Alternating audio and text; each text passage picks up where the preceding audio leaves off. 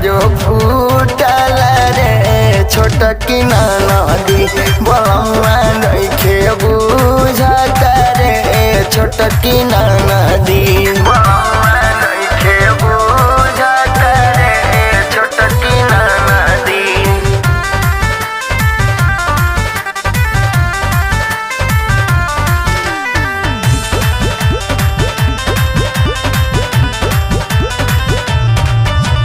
नई हर में हो कहीं केतनो पूजा पाठ हो तबो ननदो पियावा मोरा मिलल बा खराब हो। नई हर में हो कहीं केतनो पूजा पाठ हो तबो ननदो पियावा मोरा मिलल बा खराब हो।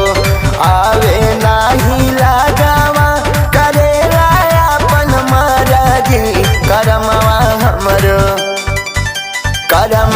हमरो फूटल रे छोटकी नदी बलमुआ नइखे बुझत रे छोटकी नदी बलमुआ नइखे बुझत रे छोटकी नदी।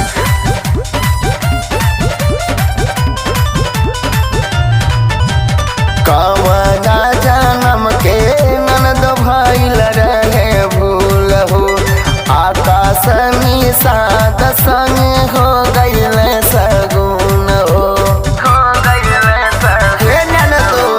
कवना जन्म के ननद भइल रहे भूल हो आकाश निषाद संग हो गइल सगुन हो।